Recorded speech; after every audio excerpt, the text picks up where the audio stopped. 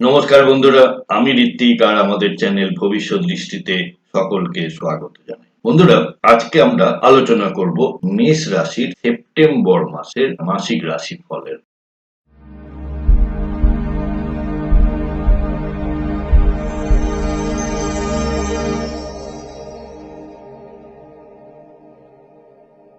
বন্ধুরা, সেপ্টেম্বর মাস মানেই শরৎকাল, আর শরৎকালের শুরুই হচ্ছে আমাদের বিশ্বকর্মা পুজো দিয়ে। আর এই মাসেই আমরা সেলিব্রেট করব বাঙালির সব থেকে বড় উৎসব দুর্গা পুজো। তাই পুজোয় আপনাদের ভাগ্য কেমন থাকতে চলেছে বা এই গোটা মাসটি জুড়ে আপনাদের ভাগ্য কিভাবে আপনাদের সহায়তা করবে, সেই ব্যাপারেই আজকে আলোচনা। মেষ রাশি কালপুরুষের রাশিচক্রের প্রথম রাশি, আর এটি একটি জড় প্রকৃতির অগ্নিতত্ত্বের রাশি। আপনাদের সামনে স্ক্রিনে যে চার্টটি আপনারা দেখতে পাচ্ছেন সেটি হলো সেপ্টেম্বর মাসের 1 তারিখে গ্রহগত অবস্থান আপনাদের রাশির জন্য। এই মাসে কয়েকটি গ্রহের রাশি পরিবর্তনও রয়েছে। আমরা দেখতে পাচ্ছি আপনাদের ফার্স্ট এবং সেকেন্ড হাউসে কোনো গ্রহ বসে নেই। থার্ড হাউসে বৃহস্পতির অবস্থান, ফোর্থ হাউসে শুক্র অবস্থান করছেন, ফিফথ হাউসে কেতু, রবি এবং বুধ একসাথে অবস্থান করছে, ষষ্ঠে মঙ্গল, 11 রাহু এবং 12 নম্বর ঘরে শনিদেবের অবস্থান। শনিদেব সারা মাসটি জুড়ে আপনাদের এই ঘরেই অবস্থান করবেন এবং উত্তর ভাদ্রপদ নক্ষত্রতে বক্রী হয়ে রয়েছে। বৃহস্পতি নিজের নক্ষত্র পুনর্বসুতে রয়েছেন। শুক্র 15 সেপ্টেম্বর সিংহ রাশিতে গোচর করবে। বুধ 15 সেপ্টেম্বর কন্যা রাশি অর্থাৎ নিজের রাশিতে গোচর করবে। মঙ্গল 13 সেপ্টেম্বর তুলা রাশিতে অর্থাৎ আপনাদের সপ্তম ঘরে গোচর করবে। আর রবি 16 সেপ্টেম্বর কন্যা রাশিতে গোচর করবে। তাহলে এই গেল গ্রহগত অবস্থান এবং সারা মাসের গোচর বা ট্রানজিট। এবার আমরা এর ফলাফল নিয়ে একটু আলোচনা করি। দেখুন, আপনাদের রাশির অধিপতি মঙ্গলদেব, তিনি রয়েছেন আপনাদের ষষ্ঠ ঘরে। তাই আপনাদের প্রথম কাজ হলো আপনাদের স্বাস্থ্যের দিকে খেয়াল রাখা। ষষ্ঠ ঘর থেকে তার অষ্টম দৃষ্টি আপনাদের রাশিতে পড়ছে, তাই আপনাদের নিজের রাগকে নিয়ন্ত্রণে রাখাটা খুব প্রয়োজন। আর তার সাথে সাথে আপনাদের ইমিউনিটি বাড়াবার দিকেও নজর দিতে হবে। পঞ্চম ঘরে রবি ও বুধের অবস্থান আমাদের শিক্ষার্থী বা বিদ্যার্থী ভাই বোনেদের জন্য খুবই ভালো রেজাল্ট দিতে চলেছে এবং 16 সেপ্টেম্বর অবধি এই সময়টা খুবই ভালো। নতুন কোনো কোর্সে ভর্তি হওয়া বা পরিকল্পনা করলে তা সফল হওয়ার সম্ভাবনা রয়ে যায়। এই পঞ্চম হাউস থেকে আমরা আবার লাভ লাইফকেও দেখি। প্রেমের ক্ষেত্রে আপনাদের অ্যাগ্রেশনকে একটু কন্ট্রোলে রাখতে হবে, আর সন্দেহবাতিক হলে সমস্যা কিন্তু বেড়েই যাবে। ম্যারেড লাইফের ক্ষেত্রে বলবো যে মাসের প্রথম হাফটা যথেষ্ট ভালো।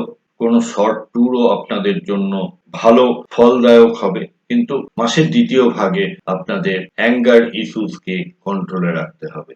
অর্থাৎ যথেষ্ট সংযমের সাথে পার্টনারের সঙ্গে কথা বলুন, তাতে আপনাদের আখেরে ভালোই হবে। ইনভেস্টমেন্টের জন্যও মাসের প্রথম অর্ধটা খুবই ভালো। আপনারা ইনভেস্টমেন্টে লাভ দেখতে পাবেন এবং লং টার্ম ইনভেস্টমেন্টের জন্য সময়টা খুব ভালো। কিন্তু মাসের শেষ ভাগে অর্থাৎ দ্বিতীয় অর্ধে আপনারা একটু সচেতন ভাবে স্টক মার্কেটে ইনভেস্ট করুন এবং আমার সাজেশন অনুযায়ী এই সময়টা মাসের দ্বিতীয় ভাগটা স্টক মার্কেট থেকে কিছুটা দূরত্ব রাখাই আমাদের মঙ্গল হবে। কর্মক্ষেত্রে আপনাদেরকে কিছুটা লেজিনেস লক্ষ্য করা যাচ্ছে, অর্থাৎ কিছুটা শিথিলতা বা গা ছেড়ে দেওয়ার মতো মনোভাব লক্ষ্য করা যাচ্ছে।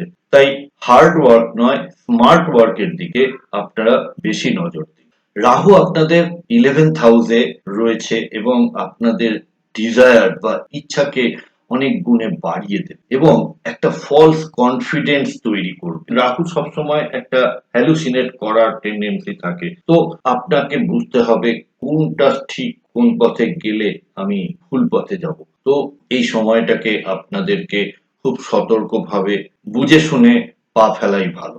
শনি 12তম ঘরে বা দ্বাদশ ঘরে অবস্থান আপনাদের কিছুটা ঘুমের ব্যাঘাত ঘটাতে পারে, একটা ভয় ভয় ভাব আপনাদের কাজ করতে পারে, খরচ বেড়ে যেতে পারে। আর শনির তৃতীয় দৃষ্টি আপনাদের দ্বিতীয় ঘরে, তাই বাক্য বা বাণী সম্পর্কে আপনারা একটু সচেতন থাকবেন। কার সাথে কিভাবে কথা বলছেন, কি কথা বলছেন একটু বুঝে শুনে কথা বলাটাই আপনাদের জন্য ভালো হবে।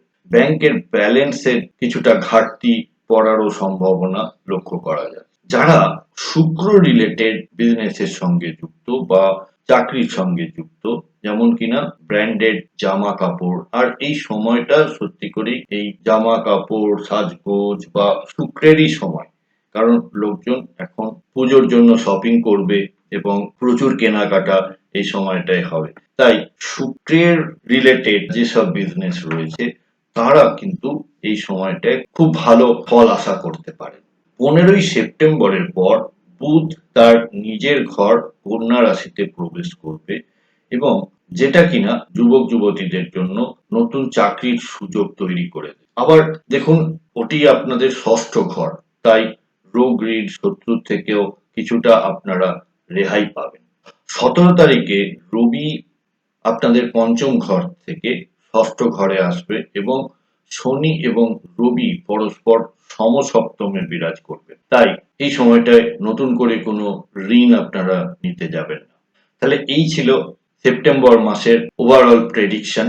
আপনারা সকল মেষ রাশির জাতক জাতিকাকে শারদীয়ার আগাম অভিনন্দন জানাই এবং দুর্গাপুজো খুব ভালো কাটুক এই আশা নিয়ে আজকের প্রতিবেদন এখানেই শেষ করছি। সকলে খুব ভালো থাকবেন, আর ভিডিওটি ভালো লাগলে লাইক কমেন্ট শেয়ার করতে ভুলবেন। সাথে থাকার জন্য অনেক ধন্যবাদ।